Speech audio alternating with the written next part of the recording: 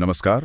आज हम भारत के सुप्रीम कोर्ट के एक बहुत ही दिलचस्प कानूनी मामले की गहराई में उतर रहे हैं। बालकृष्ण बनाम ओम प्रकाश और अन्य। जी, इसका फैसला 26 अगस्त 1986 को आया था और हमारी यह चर्चा सीधे तौर पर उसी अदालती फैसले के अंशों पर आधारित है। हाँ, तो आज हमारा मकसद है मकान मालिक किराएदार कानून, उत्तराधिकार और खासकर एक व्यावसायिक किराएदार की मृत्यु के बाद उसके कानूनी वारिस की स्थिति से जुड़े एक पेचीदा मुद्दे को समझना। बिल्कुल, और इसमें खास बात है हरियाणा शहरी किराया और बेदखली नियंत्रण अधिनियम 1973 का लागू होना। हाँ, हम देखेंगे कि कैसे एक कानूनी वारिस मतलब लीगल रिप्रेजेंटेटिव खुद को अतिक्रमी यानी ट्रेसपासर बताकर किराया नियंत्रण कानूनों के तहत बेदखली से बचने की कोशिश कर सकता है। ये सुनने में थोड़ा उल्टा लगता है ना? हाँ, बिल्कुल, कि कोई खुद को अतिक्रमी क्यों साबित करना चाहेगा भला? हाँ, ये वाकई एक अनोखी कानूनी रणनीति थी उस वक्त। इसमें सिविल प्रक्रिया संहिता 1908, खास तौर पर उसका आदेश 22, नियम 4, इसकी भूमिका भी बहुत अहम हो जाती है। अच्छा, वो कैसे? क्योंकि ये नियम मुकदमे के दौरान किसी पार्टी की मृत्यु हो जाने पर क्या प्रक्रिया अपनाई जाए उससे संबंधित है। ठीक है, चलिए इस कहानी को फिर शुरू से समझते हैं। मामला शुरू होता है ओम प्रकाश से। जी, जो हरियाणा के फिरोजपुर झिरका में एक इमारत के मकान मालिक थे। इस केस में वो प्रतिवादी नंबर 1 हैं। और उन्होंने ये प्रॉपर्टी मुसादीलाल नाम के व्यक्ति को किराए पे दी थी। और ध्यान देने वाली बात यह है कि ये एक व्यावसायिक संपत्ति थी, दुकान वगैरह के लिए। हाँ, बिल्कुल। और यहीं से आप कह सकते हैं विवाद शुरू होता है। ओम प्रकाश ने मुसादीलाल और एक दूसरे व्यक्ति मेदराम, जो प्रतिवादी नंबर 2 थे, उनके खिलाफ बेदखली का मुकदमा दायर किया। अच्छा, और आरोप क्या था? आरोप ये था कि मुसादीलाल ने मकान मालिक यानी ओम प्रकाश की लिखित सहमति के बिना संपत्ति का एक हिस्सा मेदराम को उपकिराए पर मतलब सबलेट कर दिया था। और ये हरियाणा किराया अधिनियम 1973 के लागू होने के बाद हुआ था। जी हाँ, और उस कानून की धारा 13(2) IIA के तहत बिना लिखित सहमति के सबलेटिंग करना बेदखली का एक बिल्कुल पुख्ता आधार है। तो मामला तो सीधा लग रहा था फिर। मकान मालिक का केस मजबूत दिख रहा था। हाँ, लग तो रहा था, लेकिन कहानी में एक बड़ा मोड़ तब आया जब मुकदमे की सुनवाई चल ही रही थी और मूल किराएदार मुसादीलाल उनकी मृत्यु हो गई। ओह, बीच मुकदमे में? हाँ। तो अब किराएदार ही नहीं रहा। इसका क्या असर हुआ मुकदमे पर? यहीं पर तस्वीर में आते हैं बालकिशन, जो इस अपील में अपील करता है। उन्होंने एक आवेदन दायर किया। बालकिशन वो कौन थे? उन्होंने दावा किया कि वो मुसादीलाल के दत्तक पुत्र हैं, अडॉप्टेड सन, और इसलिए उनके कानूनी प्रतिनिधि यानी लीगल रिप्रेजेंटेटिव या LR के रूप में उन्हें मुकदमे में शामिल किया जाना चाहिए। क्या मकान मालिक ओम प्रकाश ने इसका विरोध किया कि ये दत्तक पुत्र हैं या नहीं, या इन्हें LR नहीं बनाना चाहिए? हाँ, मकान मालिक ने विरोध तो किया था, लेकिन किराया नियंत्रक यानी रेंट कंट्रोलर, जो इस तरह के मामलों की सुनवाई के लिए पहली अदालत होती है, उन्होंने बालकृष्ण के आवेदन को स्वीकार कर लिया। अच्छा। उन्हें मुसादीलाल के कानूनी प्रतिनिधि के तौर पर रिकॉर्ड पर ले आया गया। यहाँ तक तो मतलब प्रक्रिया सामान्य लग रही थी। हाँ, ये तो स्टैंडर्ड प्रोसीजर लगता है। अगर पार्टी की डेथ हो जाए तो LR को रिकॉर्ड पे लाना होता है। लेकिन इसके बाद बालकृष्ण ने जो किया वो शायद सामान्य नहीं था। बिल्कुल नहीं। रिकॉर्ड पर आने के बाद उन्होंने एक अतिरिक्त लिखित बयान दाखिल किया और यहीं से मामला वाकई मतलब दिलचस्प हो जाता है। क्या कहा उन्होंने उस बयान में? देखिए, बालकृष्ण की मुख्य दलील बहुत चतुर थी कानूनी नुक्ते नजर से।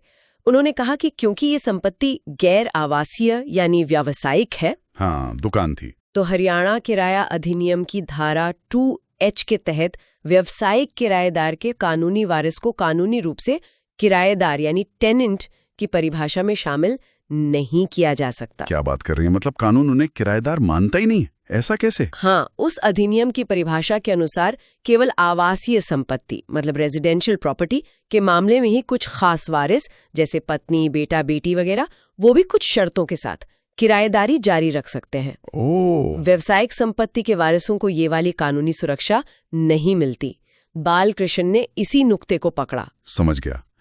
तो क्योंकि दुकान थी इसलिए वारिस होने के नाते भी वो कानूनी तौर पर किराएदार नहीं कहलाए। और फिर उन्होंने इस नुक्ते को अपने पक्ष में कैसे इस्तेमाल किया? ये तो उनके खिलाफ जाना चाहिए था। यही तो चतुराई थी। उनका तर्क ये था कि अगर कानून उन्हें किराएदार नहीं मानता तो उनका उस संपत्ति पर कब्जा क्या माना जाए। हाँ, ये सवाल है। उनके अनुसार ये एक अतिक्रमी यानी ट्रेसपासर का कब्जा है, और यही उन्होंने अपना कह सकते हैं मास्टर स्ट्रोक खेला। कैसे? उन्होंने कहा कि किराया नियंत्रक का अधिकार क्षेत्र ज्यूरिसडिक्शन केवल किराया अधिनियम के तहत मकान मालिक और किराएदार के बीच के विवादों को सुनने तक ही सीमित है। अरे वाह! मतलब अगर वो किराएदार हैं ही नहीं तो किराया नियंत्रक उन्हें बेदखल करने का आदेश दे ही नहीं सकता। क्या ये कहा उन्होंने? बिल्कुल सही। उनका कहना था कि एक अतिक्रमी को हटाने के लिए मकान मालिक को सामान्य दीवानी अदालत यानी सिविल कोर्ट में मुकदमा दायर करना होगा, किराया नियंत्रक के पास नहीं। गजब। इसलिए उन्होंने किराया नियंत्रक से ये पूरी बेदखली याचिका ही खारिज करने की मांग की, ये कहते हुए कि नियंत्रक के पास इस मामले को सुनने का अधिकार क्षेत्र ही नहीं है, जुरिस्डिक्शन ही नहीं है। ये तो वाकई एक गजब का कानूनी दांव पेंच है। मतलब सिस्टम की बारीकी का फायदा उठाने की कोशिश, या शायद कानून की सही व्याख्या। खैर, निचली अदालतों ने इस पर क्या कहा? क्या उन्होंने बालकृष्ण की बात मानी? नहीं, किराया नियंत्रक ने बालकृष्ण की इस अधिकार क्षेत्र वाली दलील को खारिज कर दिया। अच्छा। नियंत्रक ने मामले के मूल तथ्यों पर ध्यान दिया, यानी कि क्या मुसादीलाल ने अवैध रूप से सबलेटिंग की थी? हाँ, जो असल मुद्दा था। जी, और नियंत्रक ने पाया कि हाँ, मुसादीलाल ने बिना लिखित सहमति के मेदराम को संपत्ति उपकिराए पर दी थी, जो कि अवैध था। तो नियंत्रक ने बेदखली का आदेश दे दिया, बालकृष्ण के अतिक्रमी वाले तर्क को नजरअंदाज करते हुए। हाँ, नियंत्रक ने तथ्यों के आधार पर यानी अवैध सबलेटिंग के आधार पर बेदखली का आदेश जारी कर दिया। तो बालकृष्ण चुप नहीं बैठे होंगे? बिल्कुल नहीं। उन्होंने इस फैसले के खिलाफ अपीलीय प्राधिकरण यानी एपिलेट अथॉरिटी में अपील की, लेकिन उनकी अपील वहां भी खारिज हो गई।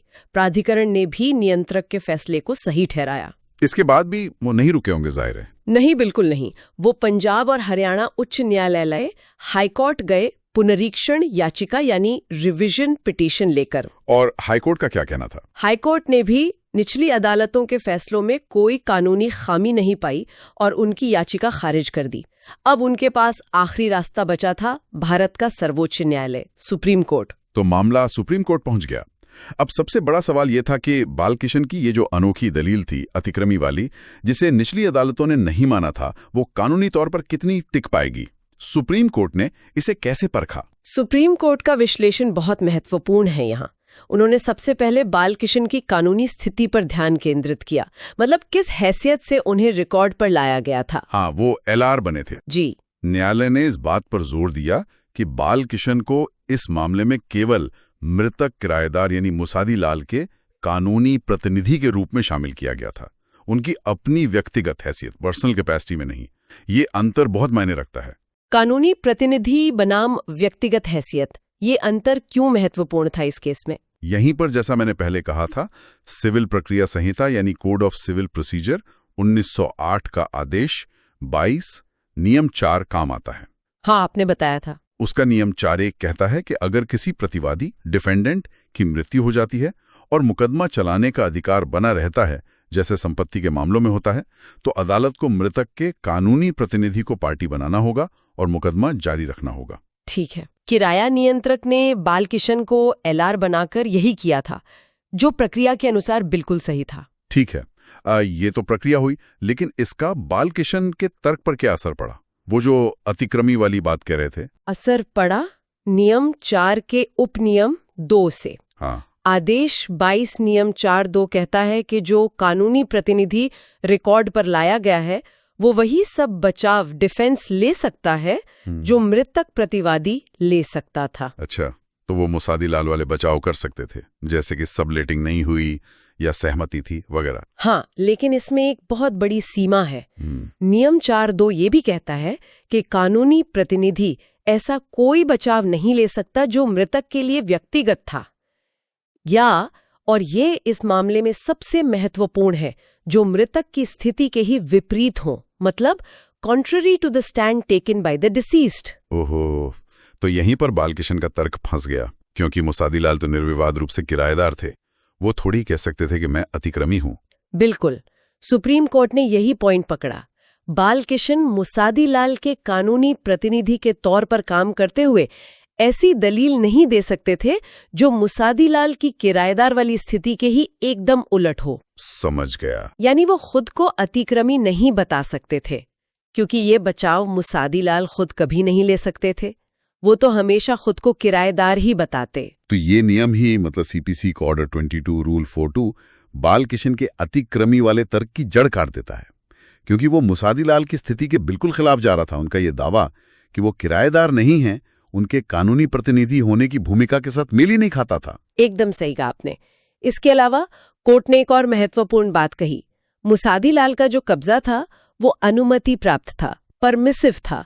मतलब वो मकान मालिक की सहमति से एक कानूनी किराएदार के तौर पर रह रहे थे। हाँ, वो किराएदार थे। अब बाल किशन को संपत्ति पर अधिकार मुसादीलाल से विरासत में मिला, इसलिए उनका कब्जा भी उसी अनुमति प्राप्त कब्जे से ही उत्पन्न हुआ माना जाएगा, किसी अतिक्रमण यानी ट्रेसपास से नहीं।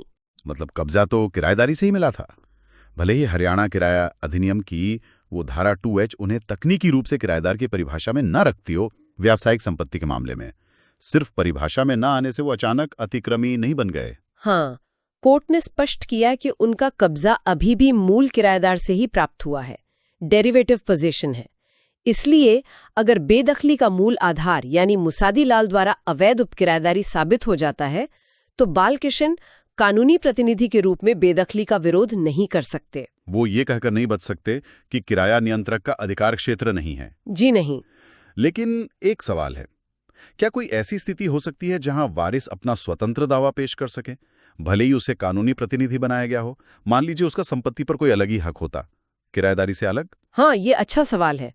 सुप्रीम कोर्ट ने इस पहलू पर भी विचार किया। उन्होंने जगदीश चंद्र चटर्जी और अन्य बनाम श्री कृष्ण और अन्य 1973 नाम के एक पुराने मामले का हवाला दिया। अच्छा, उसमें क्या कहा गया था? उस केस में ये सिद्धांत प्रतिपादित किया गया था कि अगर अदालत को ठीक लगे तो वो मृतक प्रतिवादी के वारिसों को उनकी व्यक्तिगत हैसियत में भी पार्टी बना सकती है, साथ ही उन्हें कानूनी प्रतिनिधि के रूप में भी रख सकती है। अच्छा, तो मतलब अगर मामला सही अदालत में होता, जैसे सिविल कोर्ट में, तो बाल किशन शायद अपनी व्यक्तिगत हैसियत में ये अतिक्रमी वाला दावा कर सकते थे, भले ही वो कानूनी प्रतिनिधि भी बने रहते। इससे अलग मुकदमा करने की जरूरत नहीं पड़ती शायद। सैद्धांतिक रूप से हाँ, जगदीश चंद्र चटर्जी का सिद्धांत यही कहता है, ताकि एक ही मुकदमे में सारे संबंधित विवाद हल हो जाएं, मल्टीप्लिसिटी ऑफ सूट से बचा जा सके। लेकिन सुप्रीम कोर्ट ने कहा कि ये सिद्धांत बाल किशन के मामले में 2 मुख्य कारणों से लागू नहीं हो सकता था। अच्छा, वो 2 कारण क्या थे? पहला कारण तो सीधा सा था कि बाल किशन को इस मामले में उनकी व्यक्तिगत हैसियत में पार्टी बनाया ही नहीं गया था। हाँ, ये तो फैक्ट है। उन्हें केवल मुसादीलाल के कानूनी प्रतिनिधि के रूप में रिकॉर्ड पर लाया गया था, और उन्होंने खुद भी ऐसी कोई अर्जी नहीं दी थी कि उन्हें व्यक्तिगत तौर पर in his personal capacity party बनाया जाए। और दूसरा कारण? वो ज्यादा महत्वपूर्ण था शायद। हाँ, दूसरा कारण अधिकार क्षेत्र यानी जुरिस्डिक्शन से जुड़ा था। सुप्रीम कोर्ट में कहा कि अगर बाल किशन ने व्यक्तिगत पार्टी बनने का अनुरोध किया भी होता और अपना अतिक्रमी वाला दावा पेश किया होता, तो भी किराया नियंत्रक उस दावे पर सुनवाई नहीं कर सकता था। क्यों नहीं कर सकता था? क्योंकि मैं अतिक्रमी हूं या मेरा इस संपत्ति पर स्वतंत्र हक है, ये दावे असल में स्वामित्व यानी टाइटल से जुड़े सवाल हैं, मालिकाना हक के सवाल हैं। और किराया नियंत्रक का काम तो सिर्फ किराया कानून के तहत मकान मालिक किराएदार के झगड़े सुलझाना है। जमीन पर मालिकाना हक किसका है ये तय करना नहीं। राइट। बिल्कुल। किराया नियंत्रक एक विशेष न्यायाधिकरण है, स्पेशल ट्रिब्यूनल। उसकी शक्तियां सीमित हैं और हरियाणा किराया अधिनियम द्वारा ही परिभाषित हैं। वो अतिक्रमियों से जुड़े स्वामित्व विवादों या स्वतंत्र टाइटल के दावों का फैसला नहीं कर सकता। अच्छा। वो जो जगदीश चंद्र चटर्जी वाला सिद्धांत है, वो केवल उन अदालतों पर लागू होता है जिनके पास ऐसे स्वतंत्र स्वामित्व के मुद्दों का निर्णय लेने का व्यापक अधिकार क्षेत्र होता है, जैसे कि एक सामान्य दीवानी अदालत यानी सिविल कोर्ट। समझ गया। तो निचोड़िए कि कानूनी प्रतिनिधि के तौर पर वो अतिक्रमी का दावा नहीं कर सकते थे क्योंकि ये मृतक की स्थिति के विपरीत था, और व्यक्तिगत तौर पर दावा करने के लिए किराया नियंत्रक सही मंच ही नहीं था क्योंकि ये उसके अधिकार क्षेत्र से बाहर का मामला था। क्या खूब। तो फिर जो मूल मुद्दा था अवैध उपकिराएदारी का, उस पर सुप्रीम कोर्ट का क्या कहना था? वो तो साबित हुआ था ना? हाँ, उस मूल मुद्दे पर सुप्रीम कोर्ट ने निचली अदालतों यानी किराया नियंत्रक और अपीलीय प्राधिकरण द्वारा दिए गए तथ्यात्मक निष्कर्ष, जो फाइंडिंग ऑफ फैक्ट थी, उसमें हस्तक्षेप करने का कोई कारण नहीं पाया। मतलब उन्होंने मान लिया कि सबलेटिंग हुई थी? जी, उन्होंने माना कि ये बात साबित हो चुकी है कि मुजादी लाल ने मकान मालिक ओम प्रकाश की लिखित सहमति के बिना परिसर को मेदराम को उप किराए पर दिया था और ये हरियाणा किराया अधिनियम की धारा 13(2) IIA का स्पष्ट उल्लंघन था, जो बेदखली का एक वैध आधार है। तो अंत में नतीजा क्या निकला? सुप्रीम कोर्ट का अंतिम फैसला क्या था? बालकृष्ण की अपील का क्या हुआ? सुप्रीम कोर्ट ने बालकृष्ण द्वारा दायर की गई अपील को खारिज कर दिया, डिसमिस कर दिया। अच्छा। इसका मतलब ये हुआ कि किराया नियंत्रक द्वारा दिया गया बेदखली का आदेश, जो बालकृष्ण मुसादी लाल के कानूनी प्रतिनिधि के रूप में और मेदराम उप किराएदार दोनों के खिलाफ था, उसे बरकरार रखा गया। उन्हें परिसर खाली करने का आदेश दिया गया। तो इस पूरी कहानी और कानूनी ज़रिए से मुख्य बातें क्या निकल कर आती हैं? टेक अवेज क्या है? पहली बात तो मेरे हिसाब से यह है कि कानूनी प्रतिनिधि मृतक की जगह लेता है और आमतौर पर वही बचाव कर सकता है जो मृतक कर सकता था। हाँ, लेकिन वो मृतक की मानी हुई स्थिति के खिलाफ नहीं जा सकता। ये सिविल प्रक्रिया संहिता के आदेश 22 नियम 4 का सार है। बिल्कुल। दूसरी अहम बात यह है कि किसी किराएदार से विरासत में कब्जा पाने वाला कानूनी वारिस सिर्फ इसलिए कि किराया कानून उसे किराएदार के परिभाषा में नहीं गिनता, खासकर व्यावसायिक संपत्ति के मामले में, वो अचानक खुद को अतिक्रमी बताकर किराया नियंत्रक के अधिकार क्षेत्र से बच नहीं सकता। हाँ, उसका कब्जा अब भी मूल किराएदार के अनुमति प्राप्त कब्जे से ही निकला माना जाएगा, डेरिवेटिव होगा। जी। और तीसरी, जो शायद सबसे महत्वपूर्ण है, वो है अधिकार क्षेत्र की सीमाएं, जुरिस्डिक्शन की लिमिट्स। सही। किराया नियंत्रक जैसे विशेष न्यायाधिकरण सिर्फ उन्हीं मामलों को सुन सकते हैं जो कानून ने उनके दायरे में रखे हैं। वो स्वामित्व जैसे जटिल सवालों का फैसला नहीं कर सकते, भले ही वो सवाल कितनी भी चतुराई से क्यों न पेश किए गए हों। और ये भी कि किसी को मुकदमे में कानूनी प्रतिनिधि के रूप में पार्टी बनाना और उसे उसकी व्यक्तिगत हैसियत में पार्टी बनाने में कितना बड़ा प्रक्रियात्मक और कानूनी अंतर है, इसके नतीजे बिल्कुल अलग हो सकते हैं। हाँ बिल्कुल, ये मामला वाकई दिखाता है कि कानूनी प्रक्रिया, खासकर जब विरासत, किराएदारी और विशेष कानून एक साथ आते हैं, तो कितनी जटिल हो सकती है। सही कहा। निश्चित रूप से ये केस हमें विरासत के मामलों में कानूनी प्रतिनिधित्व की सीमाओं को समझने में मदद करता है। ये सिविल प्रक्रिया संहिता की बारीकियों के महत्व को भी रेखांकित करता है। हाँ। और ये भी दिखाता है कि कैसे किराया नियंत्रण जैसे विशेष कानूनों का सामान्य नागरिक कानून, जैसे स्वामित्व और अतिक्रमण से जुड़े कानून के साथ तालमेल बिठाया जाता है या कहाँ उनके बीच टकराव हो सकता है। हाँ। ये उन व्यवहारिक दिक्कतों को भी सामने लाता है जो किसी मुकदमे के बीच में किसी पक्षकार की मृत्यु होने पर पैदा हो सकती हैं। सही कहा। अच्छा, इस मामले ने कानूनी प्रतिनिधि द्वारा अतिक्रमी होने का दावा करने की कोशिश को तो काफी हद तक नाकाम कर दिया, लेकिन एक सवाल मन में आता है आखिर में। पूछिए। सोचिए, अगर किसी कानूनी वारिस का संपत्ति पर सच में कोई स्वतंत्र दावा हो, मान लीजिए कोई पुराना पारिवारिक समझौता था या कोई वसीयत थी या कोई और कानूनी अधिकार जो उसे सिर्फ किराएदार से विरासत में मिले अधिकार से बिल्कुल अलग और ज्यादा मजबूत हो। हाँ, हो सकता है ऐसा। तो ऐसी स्थिति में कानूनी प्रणाली को क्या करना चाहिए? कैसे वो एक तरफ मुकदमों को जल्दी निपटाने, मतलब एफिशिएंसी, और दूसरी तरफ किराया नियंत्रक जैसी विशेष अदालतों के सीमित अधिकार क्षेत्र का सम्मान करने के बीच संतुलन बना सकती है? ये वाकई एक पेचीदा सवाल है। क्या वारिस को दो अलग अलग मुकदमे लड़ने पड़ेंगे? एक किराया नियंत्रक के यहाँ बेदखली के खिलाफ, अगर मुमकिन हो, और दूसरा सिविल कोर्ट में अपने स्वतंत्र अधिकार के लिए? यह एक दिलचस्प सवाल है जिस पर शायद आगे और विचार किया जा सकता है। बिल्कुल, ये प्रोसीजरल लॉ और सब्सटैंटिव राइट्स के बीच संतुलन का एक क्लासिक उदाहरण है। सोचने वाली बात है।